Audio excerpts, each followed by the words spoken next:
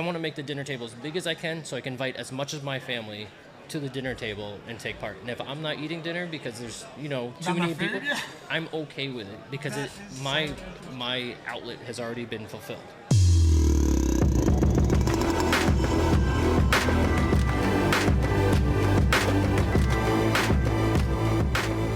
Well, let's kick it off. Welcome to the 2448. Lenny, I'm Sam. It's so nice to meet you. Nice to meet you. Chelsea set this thing up for us here like at the last minute. I was like, hey, I need a guest for today. And she found you and got connected. Yeah, I was literally on the other side of the building and ran through everyone. That's awesome. Sorry if I stepped on you. No, that's fair. Well, so what business are you in? I got to hear this. So I own Notorious Fire Company. Okay. We sell stickers, swag, and apparel. Oh, nice. I basically started out of my basement. No way. From one little Deadpool wearing a fire helmet on Etsy, and here we are. No way. So, and you're a fireman too? I am, a full-time. From where, sorry? In New Hampshire. Oh, in New Hampshire. Oh, cool. What is it, live free or die? Is that the... That's us, live free or die. Yeah, well, You have options. Yeah, of course. That's good. So, how'd you get into the business side, or how'd you get into the fire service? What came first? Give me the backstory. So, a little untraditional, a little wild. I went through high school and wanted to go work for Disney as an animator, and ended up going to art school.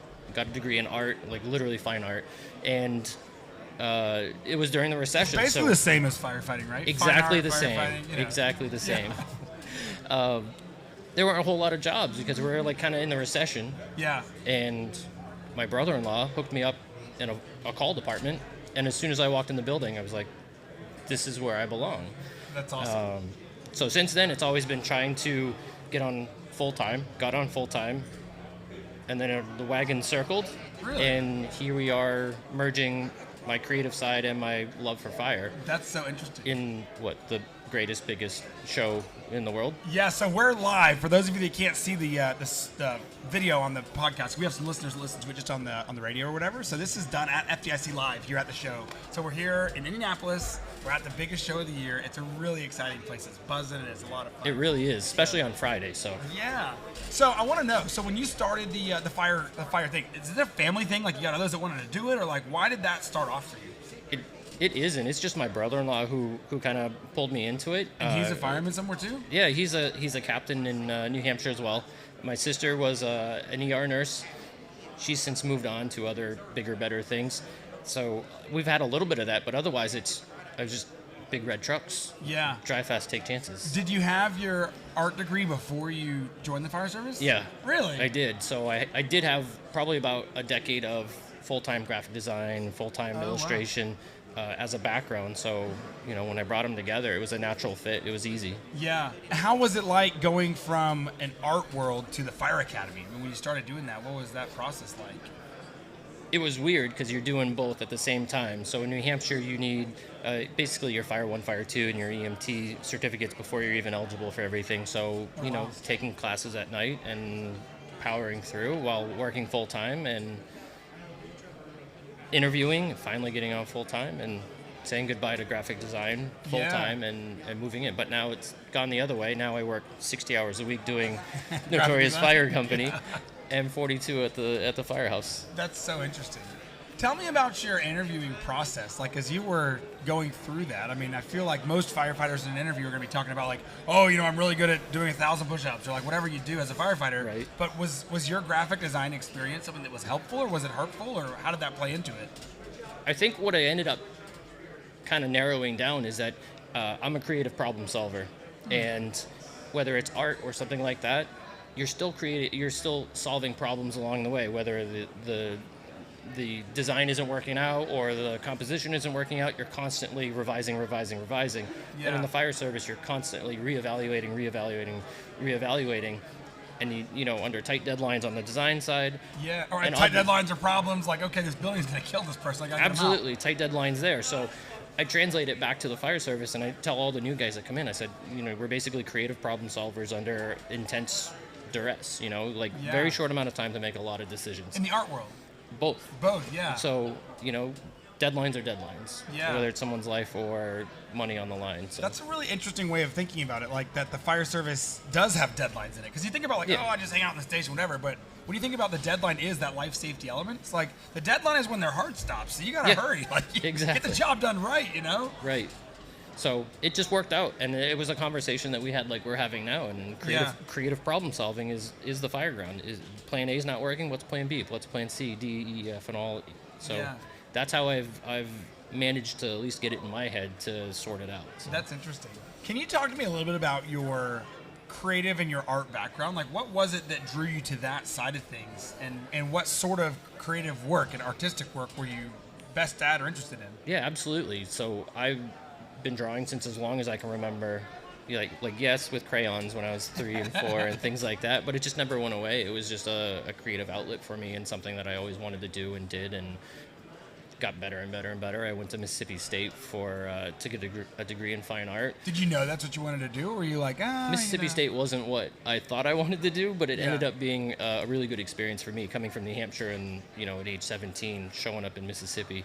Yeah. How did you find that school?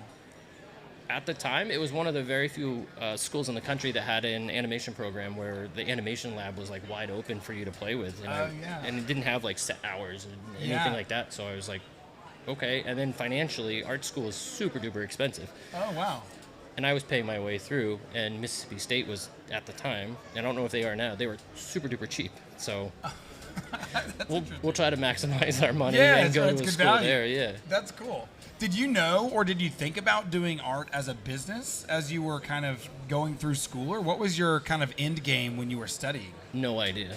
I was totally clueless and lost, and just made stuff, and that was it. Got out and had no idea what to do with it, no idea where to go. And I had a fine art degree versus a graphic design degree, so it was there was no direction. Tell me about the difference, because I'm like not at all an artist. Fine art, literally more like drawing, painting, museum like something you see in a museum. Okay, got Absolutely. it. Versus graphic design being like what, product catalogs and graphic design is this. Graphic design are all the logos, brochures, web pages, things like that. Interesting. I feel like that's a very like specific as you're learning that skill set, like learning the I don't even know what composition of artwork is not the same as like the 2448 logo.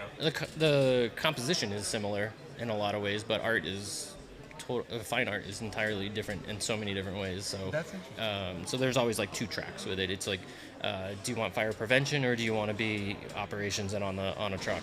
Yeah. When you started, or when you graduated, did you go immediately into the fire service? Not even close. What was it like? It was like a year and a half, and then my brother was like, all right, you got to come down to the Firehouse and at least goof off with these guys and give back to the community, and that was it. That's Hooked. Wild. What were you doing kind of in that year and a half between the fire service and the art school? I had graduated, and I was working as a graphic designer, like with a fine arts degree. With a fine arts degree. I happened to know the software like Photoshop and Illustrator and things like that, and fortunately it translated well into graphic design, and that's where we've been. That's really cool. And so walk me through the academy. So you're out of the art school. Yep. You're kind of working as a graphic designer, whatever. Your brother-in-law says, "Hey, I want to have you come join me in the fire service, right. whatever." So how's that start? How's that work? We're just in a call department. So state of New Hampshire offered basically your Firefighter 1 or Firefighter 2 classes 2 nights a week and a weekend. So we just sat through it. So it was just like volunteer time at that time. It wasn't like, Absolutely. Hey, I'm hired for this agency. I'm going to do this thing. Exactly. Yeah. So the department sent me to the school. They paid for the class, but you were on your own after that. Yeah. Were there other guys in the academy or in the department that were artistic or graphically oriented? No. No. Not at all. No. Did you ever work on like the patches? I mean, like I think about the fire service, and at face value, it might not have a lot of art in it. But then when you think about it, every station has a logo, and every station has a patch, and every agency has their own subset. I mean, right. Even stations in New York, FDNY is the big agency, Absolutely. But every little station's got their gig, Absolutely. So it worked out in some ways, but by default, I was the guy that ordered the T-shirts, designed the T-shirts, and handled that whole side of things, which was really fun anyway. It was something I did and I had the contacts for, so it worked out. That's really cool. How did you go? So you get into the academy, you finish, yep. And then did you know at that point, like, okay, graphic design is not my full-time gig, I want to go work in the fire service? Pretty much. Yeah. What was it about it the fire service made it for you? I think same as everybody else. Brotherhood, family, a little adrenaline rush, big red trucks. For the community I was working with, it was a pretty tight group, so it was the social side of things was part of it as well. And always knowing that somebody had your back through Yeah. everything. So networking was kind of part of it as well. So literally the same as what we show up here. That's cool. Dudes and ladies from all around the world show up, and we're all exactly the same. Yeah, I love here when you walk out. Like, you go out to a bar, you go somewhere in town, you're like, "Hey, what's up? I'm from wherever," and goes like, "Hey," it's like instant best friends. Absolutely. It's funny in the early days of High Vis, which is the company I run when I'm not doing the podcast. I used to not have any money. Like a lot of firefighters, like in their part time, to start a side hustle because. It's not the best paying job in the world, but it's the most fulfilling job, so I always refer to it. But I remember I used to travel as I was starting High Vis, and I'd go stay in fire stations. It was because I didn't have money for hotels, but as I was trying to fund it, I'd like call the guys and say, "Hey, I'm a fireman from North Carolina. I started this business. Can you guys help me?" And they were like, "Yeah, I mean, come crash with us. You can ride trucks all night, and in the morning go to your meeting." Right. And it was like instant best friends and instant community all around the country. Right. So it's wild. It's hard to explain to people who haven't been out of like the little bubble that we live in that. There's a whole world of us out there. Yeah.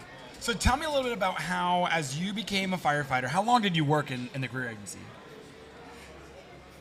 I've been full-time, I think 11, maybe 12 years now. Oh, you're still there? I'm still there. Oh, yeah. Oh, that's awesome. So how did you go from kind of like, okay, I'm a fireman, to I want to start a business? Were you always a business person, or did you have family that was business, or where did that come from? Totally by accident. Really? Literally, I did doodling on the side and just drew a Deadpool.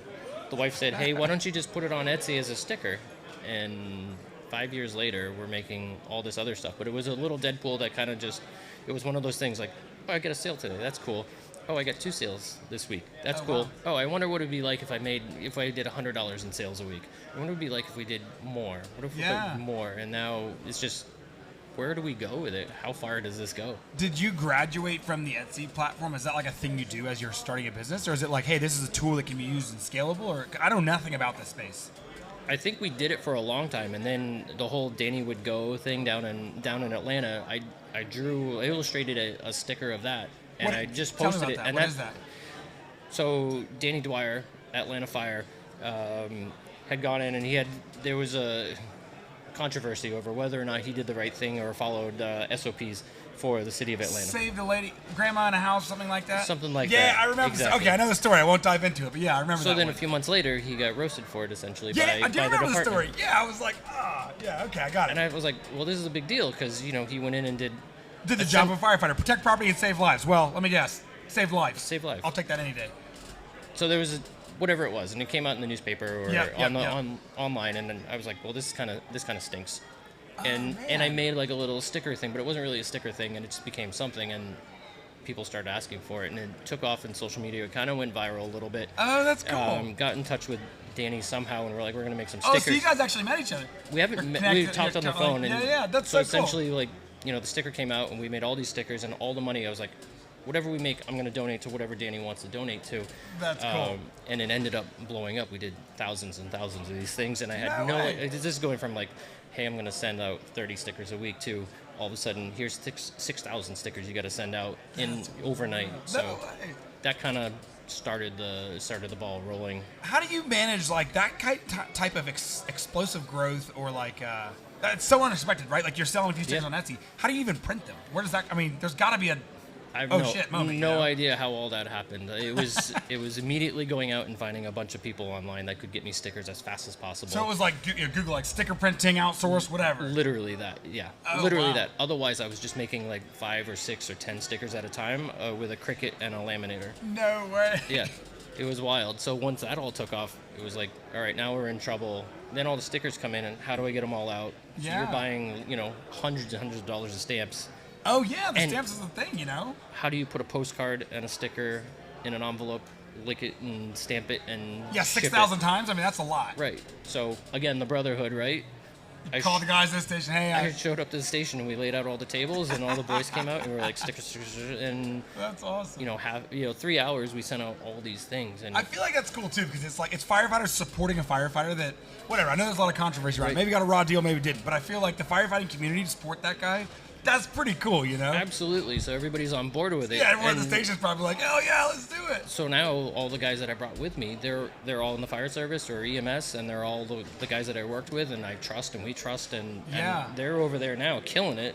So I can come over here and hang out with you. Oh, I love that. They literally picked me up and threw me out and said, go do that. That's such a cool story. I didn't realize that was the kind of the back end connection. So what do you guys do now? I feel like the sticker business obviously grew, right? I mean, like you're doing one or two, and now you have 6,000, and then you're here at FDIC, the world's biggest, fire conference, right? U.S.'s biggest fire conference. Yeah, I stumbled into doing tumblers. I was the first guy to show up, and I had a decommissioned Scott SCBA bottle. I took a photo of it, and I wrapped a tumbler with it, and those blew up. And I'm literally accidentally following into all of this stuff. That's cool. It's not my fault that it's doing it. Yeah. I'm just trying to keep up with it. How did you learn things like the social media side? Like, because obviously I'm sure you guys must share this stuff online, like you have this following. How did you learn to do that and harness that to make your business go fast? I don't know if I've learned anything. What do you guys do in that space? Just desperately try to continue to post content, continue to try to get stuff out there, answer questions, and be as close to the community as I can, since we're still part of the community. Yeah. And that's it. What's the feedback like from firefighters? So I feel like when you're a firefighter-run or firefighter-owned business, you got the backing of 1.5 million people around the U.S. that are ready to help you at the drop of a hat. Yeah. What's the response been when they come see you or they ask about your business here or any event? So far, it's been 10 out of 10. It's absolutely amazing that I get a chance to use both graphic design and my love for art together and give guys things that they didn't think they wanted, and things that are cool and different from the normal stuff that's always out there. Yeah. It's not so much like Mama Loves Firemen or my wife. Yeah. Like the more traditional, like. Yeah, it's not that. It's a little bit more on duty for the type firefighters. Stuff. For the firefighters. So that's really cool. I think they've had a lot of appreciation for that, and they constantly give me new ideas, and I'm happy to use them as much as I can. And I don't know.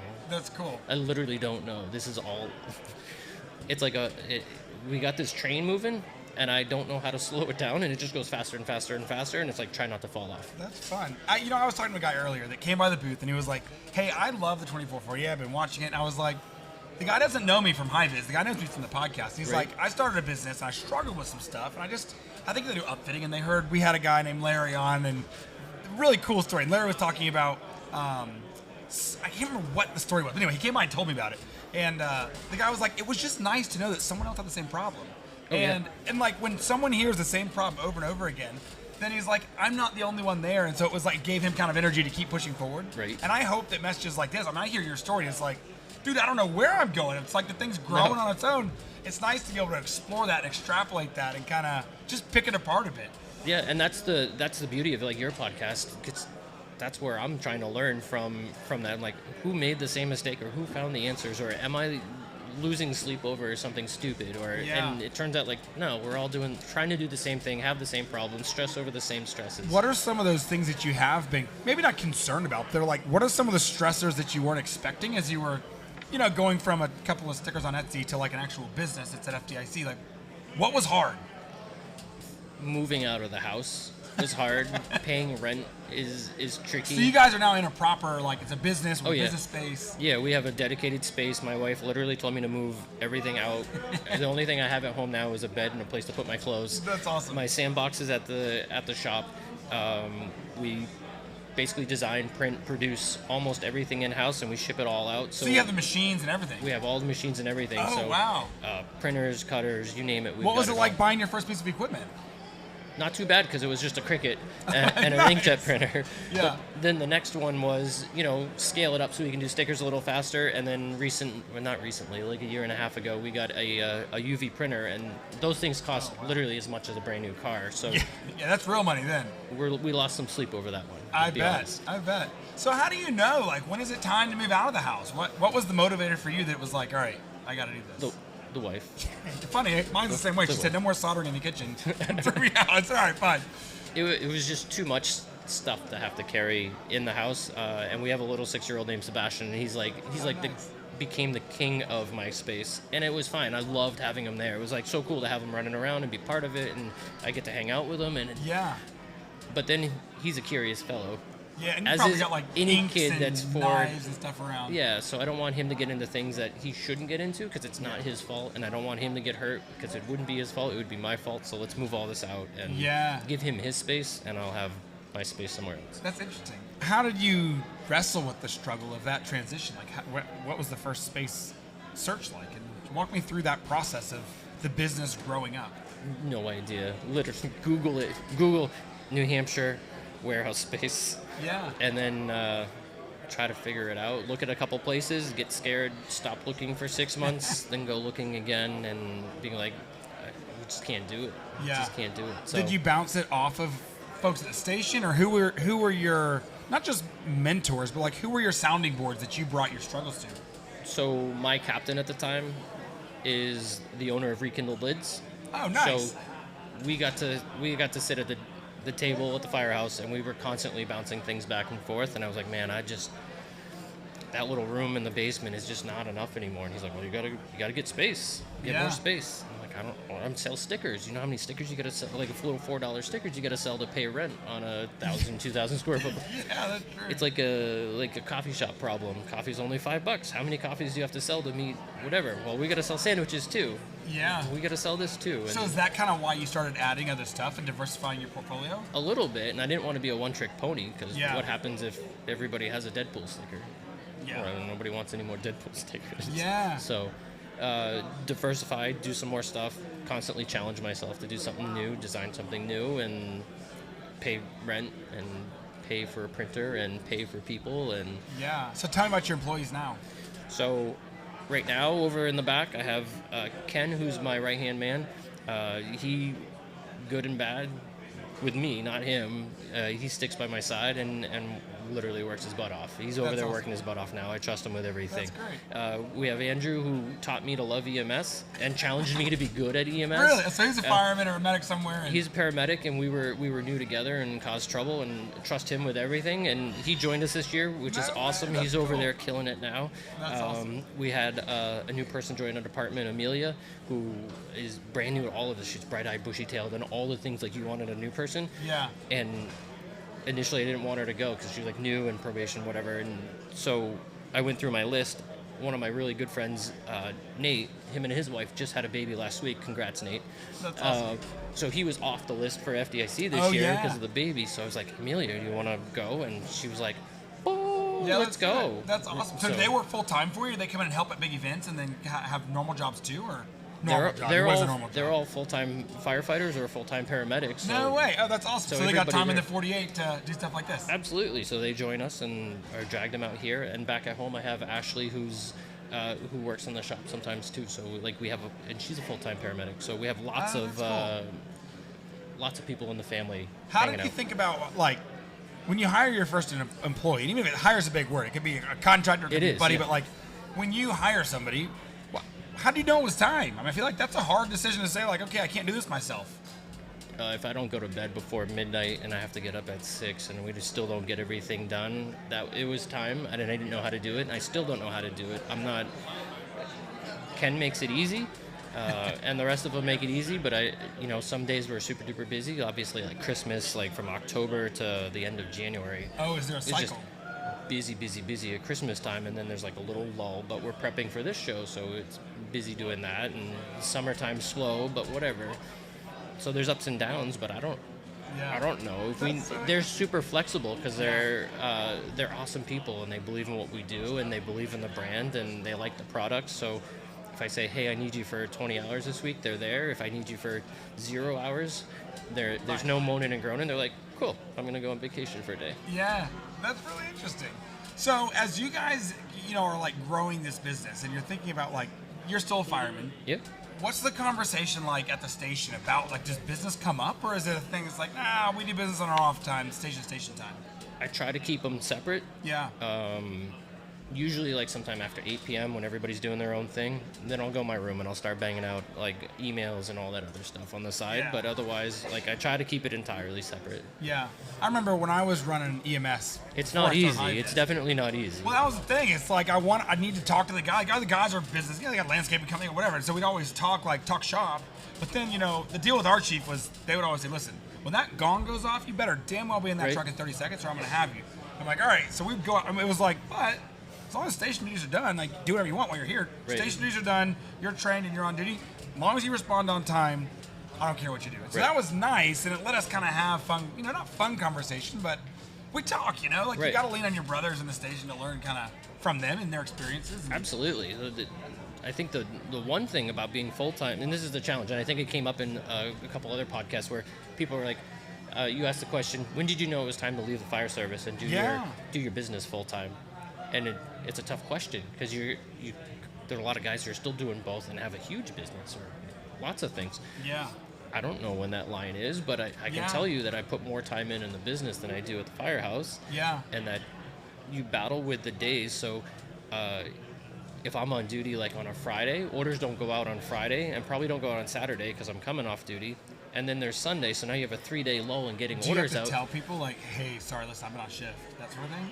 I try to, but then I'm also like, it's an Amazon culture, so everybody wants stuff mailed out the next day. Yeah, Prime. So I'm like, sorry, dude, I got mandatory, and then it rolled into a Friday. So now there's 4 days off before I start getting orders out. So it gets complicated in that. Yeah. And then on top of it, like, the weird thing is, in this conversation I've had with some other guys with businesses, I said, all my stuff gets delivered to my house. Because if I give it delivered to the shop, there's nobody there to bring it inside. Oh, yeah. And New Hampshire, it's like snow 6 months out of the year. Oh, that's a good point. Yeah, it's not exactly beautiful weather. It's not Florida. You can't predict when the stuff it shows up. It shows up.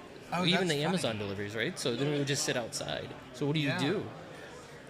That's interesting. So I have everything delivered to the house. And then you take it to work. So then at least the wife can like drag it inside, except when you get big orders. She's like, I'm not moving, 2,000 tumblers inside the house. Like, can you put them in, over there and put a tarp over it? That's so funny. So, like, those are the questions that I'm constantly asking these guys. Like, how did you deal with this? How did you deal with that? Yeah, what are some of their, like, others in the space? What do other people do? I don't know. Nobody has a good answer. They're like, we just got by. We just somehow threw a tarp over it in the front yard and called it good. I always wonder how guys, like, the simple things. Like, okay, you got a dog. Like, what do you do if you're with your dog when you're on shift? I used to bring my dog to the EMS space, and we just stick her on the bays behind the ambulance when the alarm wasn't gonging. We're hanging out with the dog. When the alarm was, I threw her in the cage and we go out and do our job. But yeah, I wish I could do that with a little. You can't do that with stickers, right? It's like Amazon showing up at unknown time, and I'm going to be on a call at unknown time. That's such an interesting problem. Absolutely. So if any of our listeners have a great idea, you should comment it because I'm curious how we can the solve other this. one right now is like childcare, right? Like I love my kiddo, but what do you do when you're on duty? They're like, oh, well, you do like daycare or summer programs or whatever. But the cycle of a firefighter is odd when you're on shift. So yeah, I'll bring them to the shop. That's fine. But I don't get off. I won't be able to pick them up till 8:30. So and there's no daycare in the world who's like, yeah, we'll take you for your rotating schedule just for the day. You're like, no, you have to pay for the whole week. So, how do you work with the family side of stuff when you're trying to do your business, but then also you're doing the firehouse, and then what's that do to you? Like, just from a personal standpoint, how do you balance that? And what's your personal method of like keeping yourself whole in that space? There's no balance. Do you wish there was, or are you happy with it? I don't know. Oh, really? I don't know. I'm still looking for the answer. More answers, please, in the comments. No idea how we're getting there. We're just winging it. Yeah. Absolutely winging it. What do you enjoy the most about the business you run, and what do you enjoy most about the fire service? Fire service is still the adrenaline rush. I still love getting on the truck. I still like lights and sirens and the air horn and the whole nine yards, right? Like, that's still cool. I like, I still love EMS. I like helping people. Legit fixing sick people is really, really cool. Yeah. So that side is still the best. The business side of things is, it's a double-edged sword, right? Like, I'm terrified every time I go through a set of new designs or new ideas, because I feel like I'm literally grabbing like a stack of darts and just chucking them at something and hoping one of them like actually sticks. Yeah. And you never know, but that's part of the fun. That's like the little bit of a rush. So that's awesome. Hold your breath and see what works. When you're in the business, I mean, if you're designing something new, do you just come up with a design and say, hey, I think we're going to make this thing today, and then you get the guys behind it and everyone builds it? Or, like, what is that development cycle like? I feel like the artist in you would be, like, always looking, Always looking, always writing down ideas, always continuing to revise ideas and things like that. But sometimes, like, the light bulb goes off and you just put everything else aside and you go design it, and you're like, move over, everybody, we're going to do this right now, and I want to see what it looks like. Yeah, so it's not like, you're not like a contract sticker printer. You're like, you make your own designs and you sell your designs. It's almost like a brand or lifestyle thing. I'm happy to take other guys' designs and do stuff. Like, we do a lot of charity designs and things like that. Like, I'm happy to do that, but we're not made to do thousands of stickers. That's a sticker mule or somebody else. But we'll print some, and if you want like 5 or 6, I'll print 5 or 6. Yeah. Like those, that's the part of the Brotherhood that I'm not missing out on. Like, Yeah. hey man, we're really tight. We have these 6 joke stickers we need for the guys for this prank that we're gonna pull on Yeah, them. yeah, Like, yeah. I'm in. That's I want to so be funny. part of the Yeah, prank. because that's the culture, right? That's what we do. Absolutely. That's so funny. What is it in the fire station that, like, I feel like that's so integral in the fire service? How do you do that stuff a lot, or like do you talk to your audience and say like, I want to know when you're doing that funny thing? I haven't asked yet because I'm kind of scared. Yeah. Right? Like, there's some really out there pranks. They're like the jokes are out there. Oh yeah. So we have some stickers and some things that kind of play with it, but send it. I'll see if I can bring it down a notch to That's make so it a little funny. more palatable for everyone. Yeah, that's awesome. I want to know more about kind of this brand building, your social presence, your online audiences, and how you connect with people. What does connection mean for your business? It's everything. It absolutely is everything. One of the things that really scared me probably about a year ago is that the entire business was built as Notorious LB3. A long time ago in the office world, I'm the 3rd, so my initials LB and the 3. So Yeah. Notorious LB3 was my nickname in the office, and it's carried for like 20 years now, right? So when I started the Etsy account, I was just like, oh, whatever, LB3, that's what I used for my handle for everything. Yeah. At some point last year, I was like, this isn't conducive. Notorious LB3 doesn't explain what we're doing or what. Yeah. So rebranding it entirely as Notorious Fire Company had to happen. So we hung onto the Notorious and just kind of went that way. So this LB3 thing is mostly dead, but it's still around. It's still me. It's still my logins for everything. Yeah. Like I have my handles, but Yeah. branding was important. I needed to explain that we're part of the fire service. We aim at just the fire service, and EMS too. Yeah. And that the branding, I think, having not branded earlier, really slowed us down. Yeah. That's really interesting, the rebranding, because I wouldn't know that I would know to do that. I mean, like, we're high vis. It's hard as hell to spell. It's like, yeah, we probably should have rebranded a long time ago.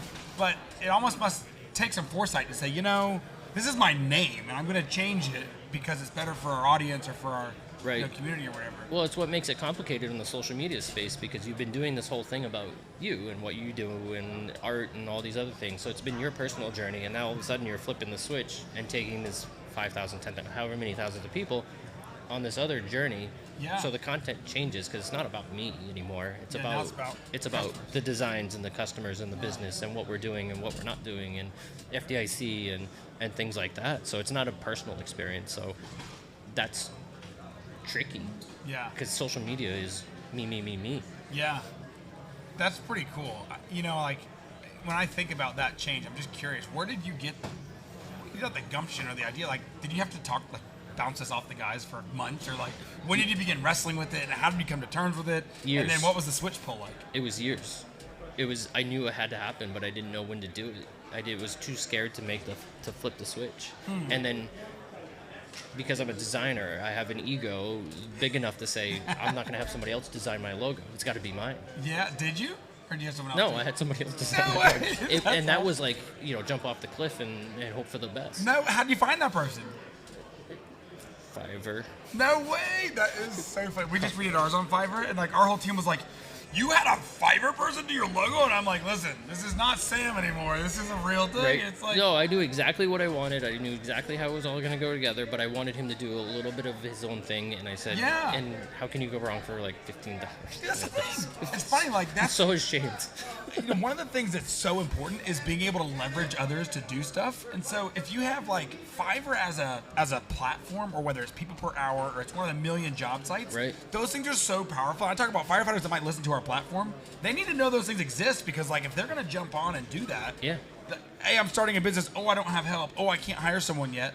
That's a great option. You just go online, you find someone, you tell them what you want. If you speak the language, they can do it. Absolutely. It was super easy for me, and it was almost too easy, which is why I'm ashamed. I was like, I should do this myself. So That's really but it's cool. really worked out. Our brand, I think, is the way I like it right now, and it allows flexibility for what we're doing and where we want to go, and I don't know, it seems to do okay. That's awesome. Well, tell me now, if you had to give someone a pitch in the elevator for 2 sentences, what do you guys actually do today, and what do you do the best? We are a EMS, firefighter, first responder community, our products are 100% made by, produced by, sent out by. We're doing all these things that are specific to the fire service and specific to emergency personnel. I'm in it. My guys are in it. It's like for the people, by the people, but it was a really bad way of explaining it. Right? That's a great way. It doesn't have that impact. It doesn't have that We impact, launched a light bar at FDIC this year, and I said, this light bar is designed by firefighters. It's designed to help firefighters stay safe, period. Yeah. That's what it does. They're like, shit, okay, I love that idea. Yeah, I'm not here to make money. I'm literally here as it's an outlet to like make cool stuff. If we're making money, that's fine. Honestly, I haven't taken a dime from the business. I haven't taken a paycheck out of it. I'm happy to pay my guys. Like, this is a big dinner table, right? And the dinner table gets bigger and bigger and bigger as the business grows. I love This is how I explain it to these guys. I want to make the dinner table as big as I can so I can invite as much of my family to the dinner table and take part. And if I'm not eating dinner because there's, too many people, I'm okay with it because my outlet has already been fulfilled. Like, I've gotten what I needed out of it by doing design and having somebody like it. It's like a desperate cry for acceptance, And you bought it? Cool. You accepted me. I'm in. Like, all the hugs and kisses you get over there, like, this is why the show matters to me. Everybody's like, oh, I've been following you for 3 years. I've been following you for 2 years. I bought every one of your stickers. And I'm just like, come over here, man. Come over here, man. That's awesome. Fans all over the place. So cool. For me, that's the fulfillment. Yes, I want to make some money on the side out of this, but because the wife is, you have to justify your time somehow. Hey, but I heard someone talk about profit is this little certificates of appreciation that people trade with you for services and products. And it's like, it's a good way of thinking of it. If someone appreciates what you do, then they'll trade you those certificates. And they happen to have faces of presidents on them, and they're dollars. But it's not a bad thing to make a profit. It's not a bad thing to have a successful business. Right. But it's a great thing when you can do that and you can support the community. And I love the way you say it, make a bigger dinner table. Yeah, that's exactly what I'm trying to do. So yeah, we'll make some money at some point, Sure. and I'll stop buying more toys to play with in the shop Yeah, and that's stop fair. making new things. So. It's all about the people and all about the reactions we get and the stories we get from different folks. And you get every once in a while you get a guy who wants to put your artwork in a tattoo or something like really permanent, like really scary. And you're like, this is just a crazy idea I came up with out of the blue. Are you sure you want this for life? And then they send me pictures of it, and I'm like, well, now I want a tattoo. Yeah, like, that's awesome. My own stuff. That's really wild. Cool. It's wild. As you're thinking about your business journey and you think about the different milestones, can you remember any specific milestones that felt particularly impactful to you? Obviously, the Danny Would Go thing was a big thing. It let me know that there was a community there who would get on board with something that was powerful like that, and that I could help them support it by just doing some silly drawings. So to me, that was like. It flipped a switch, like, this is real, this is legit, this has an impact, or could have an impact, you better do it right. Don't mess it up. Yeah. Or F it up, actually, is what I said. So, that was a big deal, and that then turned into, well, I gotta think a little harder and make sure that I do a better job, and that it's just not about me, it's about everybody else. So then when we're moving into Tumblers or anything else that we were doing, I really kept in the back of my head, how is this going to actually impact people? And I wanted to be very true to firefighters, right? So, no firefighter wants to wear a brand new SCBA pack that's perfectly crystal clear, clean, and brand new out of the box and pristine. So the tumblers are specifically from bottles that have been used or decommissioned. They're specifically dirty, and if they're not that dirty, I distress them to make them look dirty. Yeah. So for me, it's those little touches, and that was an aha thing for me too, because it was everyone we do has to be dirty. Yeah. Because nobody wants a clean one. Nobody wants their helmet to be shiny. Their helmet brand new. Get out of here. So a lot of our stuff is intentionally distressed or intentionally art that was from something that was distressed or old or used. That's cool. Intentionally, very intentionally. Can you think of any feedback that a customer's ever given you, good or bad, that's been memorable? Yeah, everybody wants me to flip the W to an M on the MSA tumblers because they're confused why I spelled it wrong. I think that's pretty funny. They want to know why there's 2 G's in Draeger instead of an A that should be there, which actually the folks from Draeger came over last year when 2 years ago when they saw us, and they're like, you spelled our name wrong. You're like, that's not your name. No, I don't want you to sue me. Yeah. So I did my own thing. That's And they're like, oh, well, come over here and talk to our friends. That's awesome. So, like, that's kind of Maybe that'll be the first. That's kind of fun. But it made it, like, sort of, like, for real. Like, you know, we're playing in the gray area with some really big companies. Yeah. But we're having a lot of fun, and the guys are really responsive to the fun. And I think that's why, I have no idea, right? But I'm hoping that's why everybody sort of turns the other way a little bit. We should have you do the Fire Tech logo. I'd love that. Do something fun. I'll give you permission to do whatever you want with it. That'd be sick. I'm in. Let's do it. Something sick piece of art or something cool. Yeah. What about in the fire service? You know, like everyone's got a motivating person, a motivating story, a motivating call. What is it about the fire service, or is there a time in the fire service that you can think, I'm in the right place, these boots are meant to be on my feet, and I'm meant to be doing this job?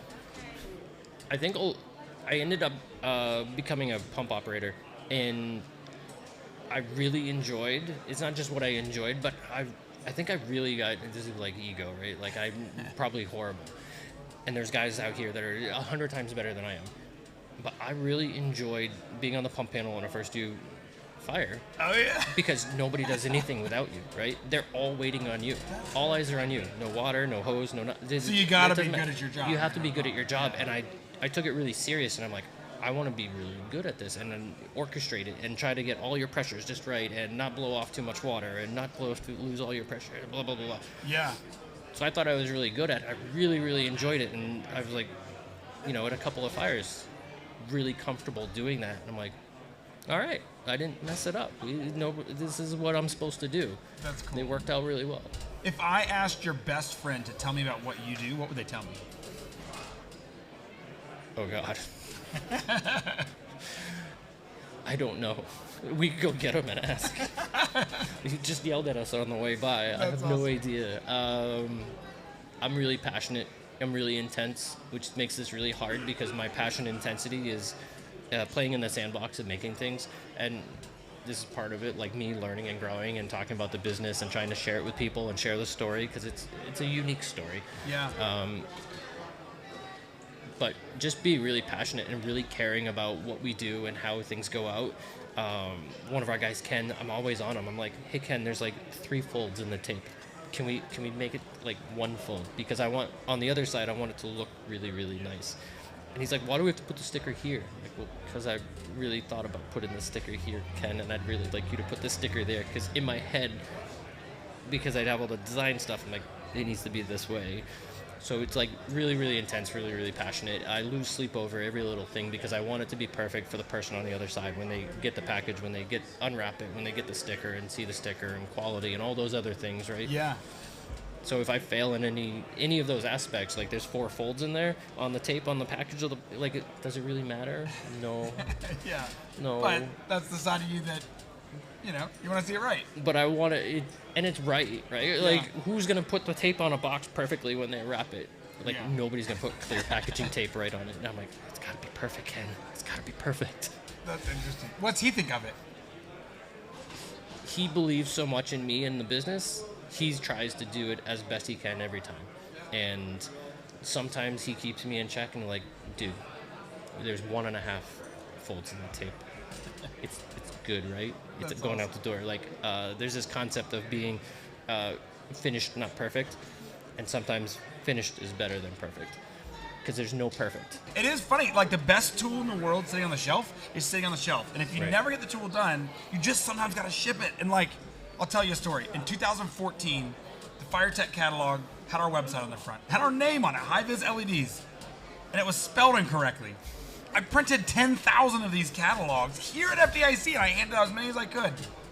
And it wasn't until like 6 months later, someone's like, your name's spelled wrong on your own catalog. And I was like, look, I'm a terrible reader. I read this thing 1,000 times to proofread it, and I didn't catch that. So I still had to ship it, Right. print it, get it in the field, and get people's hands on it because the best tool in the world isn't right. And guess what? You still found me. And the guy was like, touche, you're right, I did. So it's funny because sometimes you do just have to ship it. You got to make Absolutely. it happen.